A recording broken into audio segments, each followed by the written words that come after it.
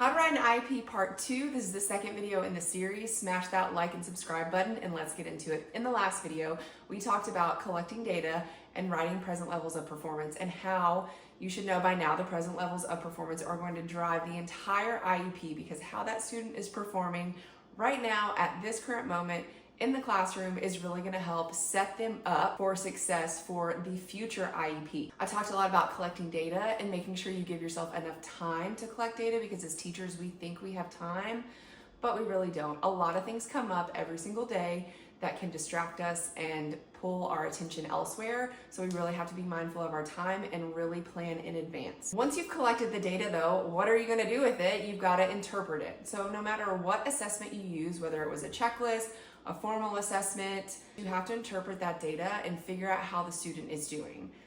In the last video, I talked about really painting a picture of the overall performance of the student, and that's what this data is going to do. We're also going to look at where is the deficit area and where does the deficit area lie within the data that you have collected.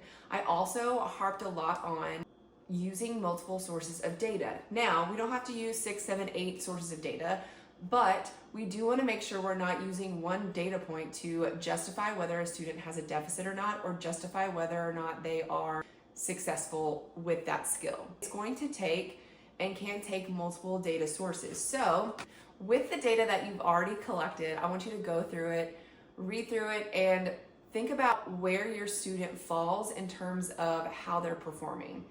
After you do that, you are going to input your data and start thinking about where do you want your student to go a year from now? A year from your IEP meeting that you have, where do you want them and what do you want them to be able to do in the next year? What do you want them to be able to master based on this deficit area? So just thinking of like an elementary school student, if an elementary school student doesn't have a lot of number sense and we really want to work on that, like maybe they can identify the numbers, but maybe we don't know how to count yet. So we want to work on one-on-one correspondence.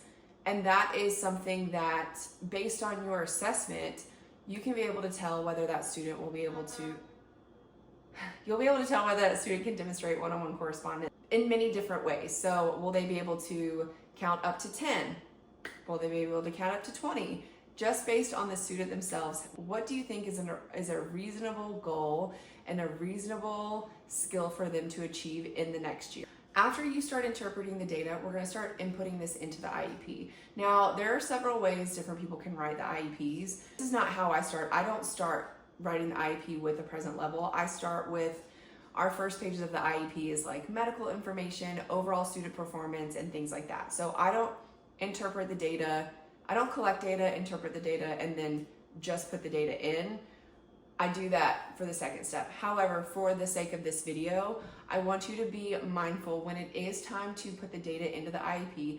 You want the IEP to pass the stranger test, okay? So say I receive your IEP for a student, that student transfers in. I've never met the student, never laid eyes on them, don't even know the student's name.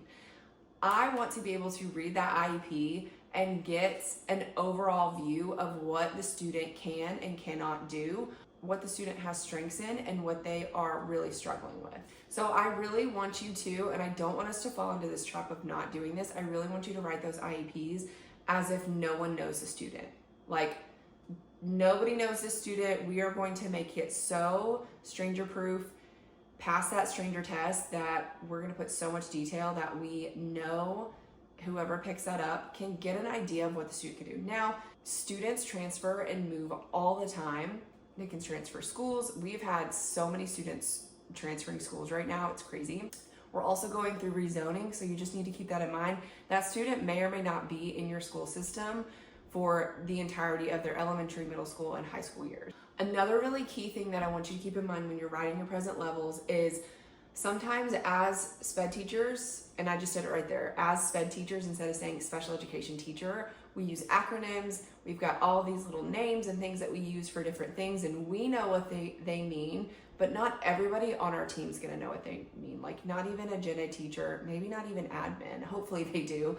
But the parents, if this is not, if this is their first go around or they have not been coming to many IEP meetings, they are not going to know all of these acronyms and all of these abbreviations that we use for really big terms and assessments and things like that. So what I want you to really do is, when you are putting your assessments into your present levels, write out what the assessment name is so the parent can know exactly what it is, and then give a little explanation of what the assessment is. Like, if you say, I gave the Ames Web assessment or the STAR Universal Screener, a parent may be like, what is the STAR assessment?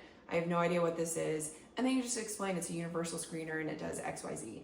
And we track students and monitor students by XYZ. And then when you get into that meeting, you can like really explain that assessment even more, especially if they have questions. But that just helps clear up any confusion.